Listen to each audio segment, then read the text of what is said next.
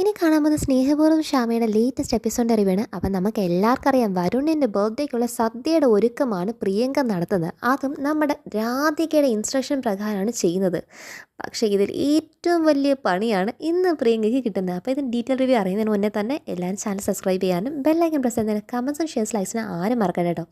അപ്പോൾ എപ്പിസോഡ് തുടങ്ങുമ്പോൾ തന്നെ കാണുന്നത് എന്താണ്, രാധിക എന്താണ് വീഡിയോ കോളിനകത്തുണ്ട്. രാധിക എന്താണ് ഇങ്ങനെയൊക്കെയാണ് ഓരോന്നും ചെയ്യേണ്ടതെന്നുള്ള കാര്യമില്ല, ചിട്ടയ്ക്ക് എന്താണ് പ്രിയങ്കയ്ക്ക് പറഞ്ഞു കൊടുക്കുക. അപ്പം പ്രിയങ്ക ഒരുവിധം എല്ലാ കാര്യം എന്താണ് അതിൻ്റെ കൂട്ടൊക്കെ റെഡിയാക്കി അങ്ങ് എല്ലാം ഓരോന്നും അടുപ്പിനകത്ത് ആക്കിക്കഴിഞ്ഞു. ഈ സമയത്ത് അവസാനം പായസം വരെ എത്തിക്കഴിഞ്ഞു. അതായത് പായസം ഒന്നും റെഡി ആയിട്ടില്ല, എല്ലാത്തിൻ്റെ ചേരുവകളൊക്കെ ചേർത്ത് എന്താണ് അടുപ്പി വെച്ചിരിക്കുമോ. ഇതെല്ലാം കൂടെ റെഡി ആയി കഴിയുമ്പോഴത്തേക്കും പ്രിയങ്കയ്ക്ക് ഒരു ഹുങ്കും അഹങ്കാരം. ഇനിയിപ്പം ചേച്ചിയുടെ സഹായം എനിക്ക് വേണ്ട, ഞാൻ അങ്ങ് വീഡിയോ കോൾ കട്ട് ചെയ്യാം. പറയുന്നുണ്ട്, അല്ല മോളെ അങ്ങനെ ചെയ്യല്ലേ, കാരണം ഇതിൻ്റെയൊക്കെ ഒരു പാകവും അതിൻ്റെ കൂട്ടൊക്കെ അതൊക്കെ ഞാനങ്ങ് നോക്കിയോളാം. ഇനി ചേച്ചി ഇതൊക്കെ പറഞ്ഞിട്ടുണ്ട്, എന്നെക്കാളും വലിയ ആളെ ഇതൊക്കെ ചേച്ചിക്ക് ഭയങ്കര അറിയാമെന്നുള്ള എൻ്റെ ഭയങ്കര അഹങ്കാരമൊന്നും വേണ്ട എന്ന് പറഞ്ഞാൽ ആ മുത്തശ്ശിയുടെ അതേ സ്വഭാവം പറിച്ചു നട്ട് ഈ പ്രിയങ്കയുടെ ഇത്ര ആക്ഷൻ കാണിക്കുമ്പം രാധിക്ക് വേറെ ഒന്നും പറയില്ല, കാരണം പ്രിയങ്ക തന്നെ അങ്ങ് കോൾ കട്ട് ചെയ്ത് പോയി. അപ്പം പ്രിയങ്ക എന്താണ് പ്രിയങ്ക ഈ പാചകം ഉണ്ടാക്കാൻ വേണ്ടി രാധികയെ കാണിച്ചു കൊടുത്താന്നല്ലോ, ഇതൊക്കെ ഉണ്ടാക്കി കാണിച്ചാന്നല്ലോ ഈ ടോട്ടൽ ഇൻസ്ട്രക്ഷൻ പറഞ്ഞു കൊടുത്തത്. അപ്പോൾ രാധികയുടെയും സദ്യ അടിപൊളി സദ്യ, രാധിക എല്ലാം റെഡിയാണ്. അപ്പോൾ രാധിക മനസ്സിൽ ചിന്തിക്കുമോ, വരുണിൻ്റെ ബർത്ത്ഡേ എന്ന് അറിയാതെ തന്നെ ഞാൻ ഇവിടെ എല്ലാ സദ്യ അദ്ദേഹത്തിന് വേണ്ടി ഉണ്ടാക്കിയല്ലോ എന്നുള്ള ഭയങ്കര ത്രില്ലും അതിൻ്റെ സന്തോഷമൊക്കെ നമ്മുടെ രാധിക്ക് മനസ്സിനകത്തുണ്ട്.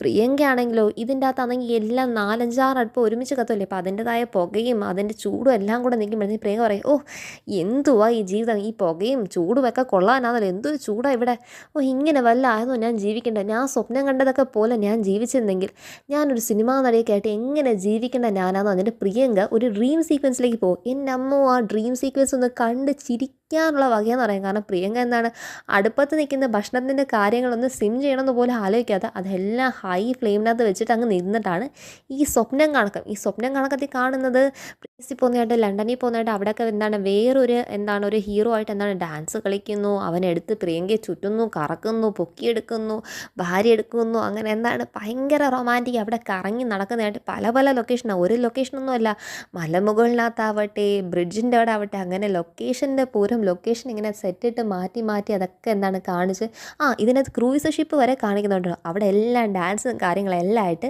പ്രിയങ്കയും വേറൊരു ഹീറോ ആയിട്ട് ഡാൻസ് കളിക്കുന്നതിൻ്റെ സ്വപ്നമൊക്കെ കണ്ട് പ്രിയങ്ക എന്താണ് അങ്ങ് ആസ്വദിച്ചങ്ങ് നിൽക്കുകയാണ്. പക്ഷേ അടുക്കളയിലെ പുകയും തീയൊക്കെ മറന്നുപോയി.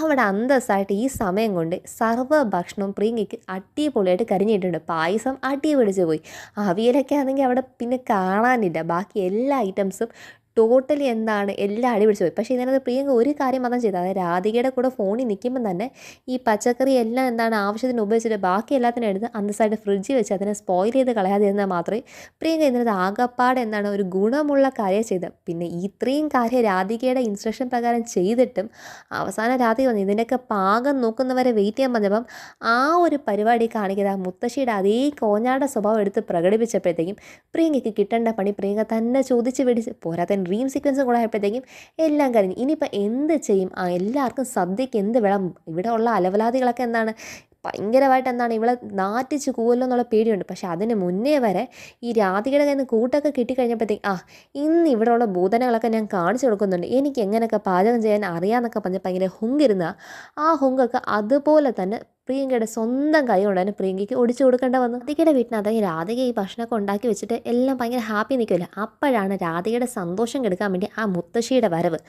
ആ മുത്തശ്ശി കിളവിക്കാണെങ്കിൽ പിന്നെ രാധികയെ കണ്ടാലും എന്ത് ചെയ്താൽ ഇഷ്ടമല്ലാത്ത അച്ചി തൊടുന്നൊക്കെ കുറ്റമെന്ന് പറയുന്നതാണ് ആ മുത്തശ്ശിക്ക് രാധികയെ കാണുമ്പോഴുള്ള എല്ലാ സ്വഭാവത്തിൻ്റെ രീതിയും. അപ്പോഴത്തേക്ക് മുത്തശ്ശി വന്നത് എന്താണ്, ഓരോ പാത്രം തുറന്നു നോക്കുക, നീ എന്തുകൂടി കാണിച്ചു വെച്ചിരുന്നത്, ഇത് എത്രമാത്രം കൂട്ടാനുകളെ നീ വെച്ചിരുന്നത്, ഈ വീട്ടിൻ്റെ അവസ്ഥയോ ഇവിടുത്തെ സ്ഥിതിയോ വല്ല നിനക്കറിയാവോ, ഉള്ളതെല്ലാം അങ്ങ് തട്ടിയിട്ടങ്ങ് ഒരുമിച്ചങ്ങ് വെച്ചിരിക്കുമല്ലേ, നീ എന്തിനാണ് ഇതൊക്കെ ഉണ്ടാക്കാൻ പോയത്. അത് മുത്തശ്ശി ഞാൻ വിചാരിച്ച എല്ലാവർക്കും ഇഷ്ടമാകുമെന്ന് വെച്ചിട്ടുണ്ടെന്ന് പറയുമ്പോഴത്തേക്കും എല്ലാവർക്കും ഇഷ്ടമാകുമോ ഇല്ലയോ എന്നുള്ള കാര്യം നിനക്ക് എങ്ങനെയാണ് അറിയുന്നത്, നീ വെച്ചെന്ന് പറഞ്ഞാൽ എനിക്ക് ഒന്നും ഇഷ്ടമല്ല, കാരണം നിൻ്റെ കൈ കൊണ്ട് എന്തുണ്ടാക്കുന്നത്, നീ അടുക്കളയിൽ കയറുന്ന പോലും എനിക്ക് ഇഷ്ടമല്ല. അന്നേരമാണ് അവളൊരു സദ്യവട്ടം ഒരുക്കി വെച്ചിരിക്കുന്നത്. എടി ഇതൊക്കെ കൊണ്ടുവന്ന് പുറത്തിട്ട് എല്ലാം കൂടെ കളഞ്ഞാലുണ്ടല്ലോ നിന്നെ എന്ന് പറഞ്ഞിട്ട് ഭയങ്കര എന്താണ് രാധിക അങ്ങ് വഴക്ക് പറയും. ഇന്ന് പ്രത്യേകിച്ച് സദ്യയൊക്കെ ഉണ്ടാക്കാൻ എന്താ വിശേഷം, നിൻ്റെ എന്താണ് നിന്നെ പ്രസവിച്ചിട്ട് വലിച്ചെറിഞ്ഞ് പോയി നിൻ്റെ അച്ഛൻ്റെ അമ്മ അതിൻ്റെ വല്ല പിറന്നാളും അല്ലാന്നോ ഇന്നത്തെ ദിവസം ഇങ്ങനെ സദ്യവട്ടൊക്കെ ഒരുക്കുക? ഓ പിന്നെ നിനക്ക് എന്ന് വേണമെങ്കിലും ഒരുക്കാമല്ലോ. കാരണം 365 ദിവസത്തിൽ ഏതെങ്കിലും ഒരു ദിവസം നിനക്ക് തന്നെ അങ്ങ് എടുത്തിട്ട് അതങ്ങ് പിറന്നാളായിട്ട് അങ്ങ് ആഘോഷിച്ചാൽ മതിയല്ലോ. അതുപോലെ ആണല്ലോ നിൻ്റെ ജന്മമൊക്കെ. അപ്പം പിന്നെ നിനക്ക് ഇങ്ങനെയൊക്കെ ആഘോഷിക്കാമെന്ന് പറയുമ്പോൾ രാധിക എന്താണ് ഭയങ്കര കണ്ണീര് വരുമോ. രാധിക എന്താണ് ഇത് പ്രിയങ്കയ്ക്ക് കാണിച്ചു കൊടുക്കാനെന്നുള്ള കാര്യം രാധികയ്ക്ക് ഇനിയും പറയാൻ പറ്റില്ല. കാരണം ഈ മുത്തശ്ശി എവിടെ സംസാരിക്കാൻ വിടുന്നില്ല. ഇടി മിണ്ടിപ്പോൽ എന്ന് പറഞ്ഞിട്ട് രാധികേൻ്റെ എന്താണ് വായ അടപ്പിച്ചെന്ന് മുത്തശ്ശിക്ക് പറയാനുള്ളത് മാത്രം ചലിച്ചുകൊണ്ട് നിൽക്കുന്നത്. പക്ഷേ മുത്തശ്ശി തന്നെ അറിയാതെ മുത്തശ്ശി സ്വന്തം പ്രിയപ്പെട്ട കൊച്ചുമോക്ക് ഒരുക്കുന്ന പാരയാണ് ഇപ്പം നടന്നുകൊണ്ടിരിക്കുന്നത്. അപ്പോഴത്തേക്ക് ഇവിടെ എല്ലാ ഭക്ഷണം കഴിഞ്ഞപ്പോഴത്തേക്കും രാധികേൻ്റെ ഫോണിലേക്ക് എന്താണ് വിളിക്കാനായിട്ട് അങ്ങ് ശ്രമിക്കുവാണ് ഈ പറയുന്നത് എന്താണ് പ്രിയങ്ക. അപ്പം പ്രിയങ്കയുടെ കോൾ വരുന്ന കാണുന്നത് രാധിക ആ ഫോൺ അങ്ങ് എടുക്കുക. അപ്പോഴത്തേക്കും ഇവക്ക് സർവ്വസമയം ചെവിയിൽ ഈ ഫോൺ വെച്ചുകൊണ്ട് നടക്കാനേ നേരമുള്ളൂ.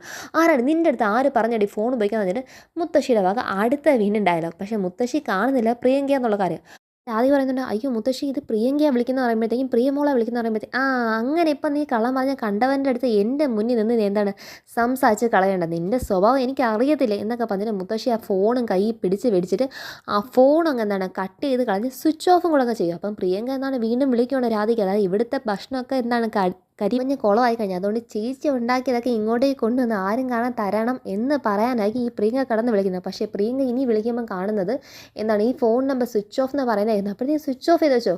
അങ്ങനെ ആകുമ്പോഴത്തേക്കും പ്രിയങ്ക ഭയങ്കര ഷോക്കാണ്. ഇനി എന്ത് ചെയ്യണമെന്ന് പറയുന്നത് പ്രിയങ്ക എന്താണ് നേരെ ആ പറയുന്ന ഒരു ഫേമസ് റെസ്റ്റോറൻറ്റിൻ്റെ പേര് പറഞ്ഞില്ലേ, ആ റെസ്റ്റോറൻറ്റിൽ വിളിച്ചിട്ട് അവിടെ എന്താണ് ഫുഡുണ്ടോ 10 പേർക്കുള്ള സദ്യ ചോദിക്കുക. അപ്പോഴത്തേക്കും അവർ പറയുന്നുണ്ട് മാഡം കാണാൻ ചാൻസ് ഇല്ല, മുൻകൂട്ടി ബുക്ക് ചെയ്യാതെ ഇവിടെ എന്താണ് സദ്യ ഒന്നും കിട്ടത്തില്ലെന്ന് പറയുമ്പം ലാസ്റ്റ് ഭയങ്കര റിക്വസ്റ്റ് ചെയ്യുമ്പോഴത്തേക്ക് അവിടെ എന്താണ് അവർ പോയി നോക്കട്ടെ, കിച്ചണിൽ പോയി നോക്കട്ടെ എന്ന് പറഞ്ഞ് അവരെന്താണ് പ്രിയങ്ക അടുത്ത് ഫോണിൽ പറയും. പ്രിയങ്ക എന്നെ ഫോണിന് വേണ്ടി വെയിറ്റ് ചെയ്ത് നിൽക്കുവാണ്. ഈ സമയത്ത് നേരെ ഈ വാതിലിൻ്റെ ഡോറിൻ്റെ അവിടെ കൽപ്പന വന്ന് നിൽക്കുന്നുണ്ട്. അപ്പോൾ കൽപ്പന എന്താണ് ഇവൾ എന്തോ ഉണ്ടാക്കിയെന്ന് അറിയാൻ വന്നെങ്കിൽ കൽപ്പന അടിപൊളിയായിട്ട് ഇവളുടെ ആ നമ്പർ അങ്ങ് മനസ്സിലാക്കണം. അതായത് ഇവൾ ചെയ്തിരിക്കുന്നത് ഹോട്ടലിൽ നിന്ന് നല്ല ഭക്ഷണം മേടിച്ച് ഇവിടെ എല്ലാവർക്കും സദ്യ വിളമ്പാനാണ് പ്രിയങ്കയുടെ പദ്ധതി എന്ന് പ്രിയങ്കയുടെ ഫോൺ വിളി കേട്ട് കൽപ്പനയ്ക്ക് അതെന്തായാലും മനസ്സിലായി. അപ്പം കൽപ്പനയ്ക്ക് ഭയങ്കര സന്തോഷം. ഓ ഇതായിരുന്നല്ലേ നിൻ്റെ സദ്യ ഒരുക്കലും കാര്യങ്ങളൊക്കെ, കൊള്ളാം നല്ല ബുദ്ധിയടി എന്നൊക്കെ പറഞ്ഞിട്ട് കൽപ്പന അവിടെ നിന്ന് തന്നെ ചിന്തിക്കും. പക്ഷേ കൽപ്പന വന്നൊന്നും ഈ പ്രിയങ്ക ഇതുവരെ കണ്ടില്ല. പ്രിയങ്ക ആ സമയത്തിനകത്ത് എന്താണ് ഈ കഴിഞ്ഞു പോയ ഭക്ഷണമൊക്കെ ആരും കാണാതെ വേസ്റ്റ് പിന്നകത്ത് എടുത്ത് പെട്ടെന്ന് എന്താണ് എല്ലാം ക്ലിയർ ഔട്ട് ചെയ്യുവാണ്.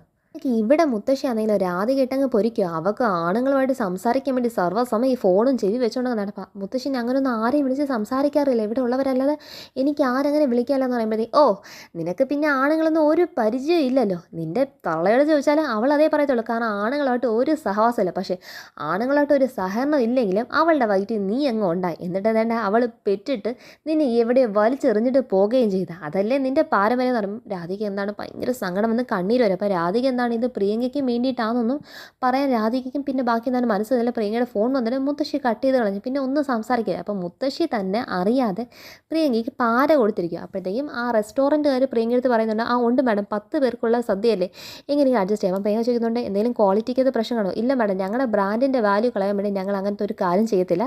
ഞങ്ങൾ എത്ര 10 പേർക്കാണെങ്കിലും 5 പേർക്കാണെങ്കിലും ഞങ്ങൾ അതേ ക്വാളിറ്റി മാത്രമേ മെയിൻറ്റെയിൻ ചെയ്യത്തുള്ളൂ എന്ന് പറയുമ്പോൾ ഓക്കെ എന്ന് പറഞ്ഞിട്ട് നിങ്ങൾ ഇവിടെ വന്നിട്ട് ഞാൻ എന്താണ് പേ ചെയ്യുന്നതൊക്കെ പറഞ്ഞ് പ്രിയങ്ക അത് കട്ട് ചെയ്യുന്നതും ഈ കൽപ്പന ഇത് കേട്ട് നേരെ പോയിട്ട് എന്താണ് ഇളയമേടും അതുപോലെ തന്നെ ഗൗതമിനോടൊക്കെ ഇതൊക്കെ പറയാം. അപ്പം ഗൗതമിനെ കൊണ്ട് ഈ വരുന്ന സദ്യ വഴി വെച്ച് മുടക്കും എന്നാണ് പദ്ധതി.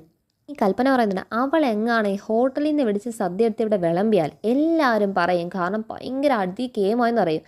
പക്ഷെ അങ്ങനെ ഇപ്പോൾ അവളിവിടെ വിജയിക്കാൻ വിട്ടു കൊടുക്കാൻ പറ്റില്ല. എന്തായാലും നമ്പൂതിരിയുടെ പെണ്ണ് അതുപോലെ തന്നെ തിരിച്ച് അങ്ങേറെ വീട്ടിൽ തന്നെ പോകും. അതാണ് എനിക്കിനി കാണാനുള്ളത്. എന്തായാലും വരുൺ അവളെ ഒന്നാമത് ഇഷ്ടമല്ല, പോരാത്തന്നെ അവൻ്റെ ബർത്ത്ഡേ ഇവള് കുളവാക്കിയെന്നും കൂടെ അറിയുമ്പോഴത്തേക്കും അവൻ തന്നെ ബാക്കി കൊടുത്തു. അപ്പോഴത്തേക്ക് ഇളമ പറയുന്നുണ്ട് നമുക്ക് അങ്ങനെ ചെയ്യണോ, അവൾ വെച്ച് സദ്യയൊക്കെ അവിടെ കരിക്കട്ടെ ഇരിക്കുന്നുള്ള കാര്യം കാണിച്ചു കൊടുത്താൽ പോരെ. ഇപ്പം അങ്ങോട്ട് ചെല്ലും. മുത്തശ്ശി പറയും നമുക്ക് സംശയരോഗികളായതുകൊണ്ട് പ്രിയങ്ക എന്താണ് നമ്മളെ അടച്ച് പുറത്ത് വാതിലിട്ടിട്ട് നമ്മൾ മനഃപൂർവ്വം ഉണ്ടാക്കുന്നതെന്ന് പറയും. അതിനേക്കാൾ നല്ല സദ്യ വിളമ്പാനിരിക്കുന്നവർക്ക് സദ്യ ഇല്ലാതിരിക്കുന്നതല്ലേ. എടാ ഗൗതമി നിന്നെ കൊണ്ട് ഇതൊക്കെ ചെയ്യാൻ പറ്റുമോ? പറ്റത്തില്ലെങ്കിൽ പറയണം, ഞാൻ വേറെ ആളെ നോക്കാം. അപ്പം കൽപ്പന ഒരു കാര്യം തീരുമാനിച്ചു കഴിഞ്ഞാൽ അത് ചെയ്ത് തീർക്കാതെ കൽപ്പനയ്ക്ക് ഉറക്കം കാണത്തില്ല എന്ന് കൽപ്പന അവിടെ പറയുന്നത്. അപ്പോൾ ഗൗതം പറയും ഞാൻ ഏറ്റവും വന്നിട്ട് ഗൗതം നേരെ തന്നെ എന്താണ് ആ റെസ്റ്റോറൻറ്റിൽ നിന്ന് വന്ന ഡെലിവറി ബോയ് വരുന്നത് വഴി കാത്തുനിന്ന് ആ ഫുഡ് അങ്ങ് മേടിക്കുമോ, ഞങ്ങളുടെ അവിടെ ഒരു ഫംഗ്ഷൻ നടക്കും, അതുകൊണ്ടാണ് ഞാൻ ഇവിടെ വന്ന് മേടിച്ച ഭയങ്കര അർജൻറ്റാ, എല്ലാ ഫുഡും കാറി കയറ്റിക്കുമെന്ന് പറയും. അപ്പോഴത്തേക്കും ആ വ്യക്തി എന്താണ് ആ പറയുന്ന ഡെലിവറി ബോയും, കാരണം അതേ വീട്ടിൽ നിന്ന് വന്ന ഓർഡർ അല്ലേ, അപ്പോഴത്തേക്കും നേരെ എന്താണ് അതെല്ലാം കാറി കയറ്റി കൊടുത്തിട്ട് ഇവൻ എന്താണ് പേഴ്സിൽ നിന്ന് പൈസ എടുത്താൽ കൊടുക്കുക. എന്നിട്ട് ഈ ഭക്ഷണമൊക്കെ കൊണ്ടുവന്ന് അവൻ നല്ല റോഡിലൊരു ഭാഗം നോക്കി എന്താണ് മണ്ണ് കുഴിച്ചെടുത്ത് തുമ്പയൊക്കെ കൊണ്ട് കുഴിച്ചെടുത്തിട്ട് ഈ ഭക്ഷണമൊക്കെ അവിടെ കുഴിച്ച് മുടിയിടുക. ഇവിടെ പ്രിയങ്കയാണോ ഭക്ഷണത്തിന് വേണ്ടി ഒടുക്കാത്ത വെയിറ്റിംഗ്. ഇപ്പം എന്താ സദ്യ ഇങ്ങനെ എത്തും എന്നിട്ടുള്ള വെയിറ്റിംഗ് ആണ്. കാരണം കൽപ്പന പറയുന്നുണ്ട് അല്ലെങ്കിൽ തന്നെ ഈ സദ്യ ഇവിടെ വന്നാൽ ഇത് ആരും കാണാതെ ഇവർ മേടിച്ച് അതിനിവിടെ നമുക്കൊക്കെ വിളമ്പുമ്പോഴത്തേക്കും അല്ല നേരെ എടുക്കും. അപ്പോൾ അതൊന്നും ഇവിടെ നടക്കാനുള്ള ചാൻസ് ഇല്ലെന്ന് കൽപ്പന മനസ്സിൽ ചിന്തിച്ചിരിക്കുക. ഈ സമയത്താണ് ഈ മുത്തശ്ശിയും വരുണിൻ്റെ അച്ഛനും അമ്മയും അതുപോലെ തന്നെ ബാക്കി എല്ലാവരും തന്നെ അവിടെ എന്താണ് ഈ സദ്യ കഴിക്കാനുള്ള വെയിറ്റിംഗ്. അപ്പോൾ വരുണിൻ്റെ അച്ഛൻ പറയുന്നത് എന്തായാലും നമ്മൾ പ്രിയങ്ക മോളോട് കാണിച്ച മഹാ ചതിയായിപ്പോയി. കാരണം ഇത്രയും പേർക്ക് ഇത്ര ചുരുങ്ങിയ സമയത്ത് ആ കുഞ്ഞിനെ കൊണ്ട് എല്ലാ ഭക്ഷണം കൊണ്ട് ഒരുക്കിക്കുക എന്ന് പറയുന്നത് അത് ശരിയായ പരിപാടിയല്ലെന്ന് പറയുമ്പം കൽപ്പനയും ബാക്കിയുള്ളവരും പറയുന്നുണ്ട് അതിന് പ്രിയങ്ക ഞങ്ങൾ ആരെ അടുക്കളയിൽ കയറ്റാഞ്ഞിട്ടില്ല. അപ്പം മുത്തശ്ശി പറയുന്നത് അവൾ അടുക്കളയിൽ കയറ്റാഞ്ഞിട്ടൊന്നുമില്ല. നിങ്ങൾ പറഞ്ഞ ഓരോ വർത്തമാനം കേട്ടപ്പം കുഞ്ഞിന് കലി വന്നിട്ടായിരിക്കും പറഞ്ഞത് അങ്ങനെ ഇപ്പോൾ ആരെയും സഹായിക്കേണ്ട ഞാൻ ഒറ്റയ്ക്ക് തന്നെ ചെയ്തോളാം എന്ന് പറഞ്ഞു. ആർക്കും ഒരു വാശിയില്ലേ. അപ്പോഴത്തേക്കും എന്താണ് അതിനെന്താ നിങ്ങൾക്ക് ആർക്കും സഹായിക്കാൻ പറ്റാഞ്ഞെന്ന് അവിടെ ഉള്ള ഓരോരുത്തരും ചോദിക്കുമ്പോഴത്തേക്കും പറയുന്നുണ്ട് ഓ അത് നീ അറിഞ്ഞില്ലേ നിൻ്റെ ഭാര്യയ്ക്ക് അങ്ങനെയാണ്. അപ്പം കൽപ്പനയോട് ചോദിക്കുന്നുണ്ട് നിനക്ക് വല്ല കുഴപ്പമുണ്ടായിരുന്നോ. എനിക്കൊരു കുഴപ്പമില്ല പക്ഷേ എനിക്ക് ആരെയും സഹായിക്കാനുള്ള മനസ്സില്ലെന്ന് കൽപ്പന എന്താണ് തുറന്നടിച്ച് സംസാരിക്കുന്നുണ്ട്.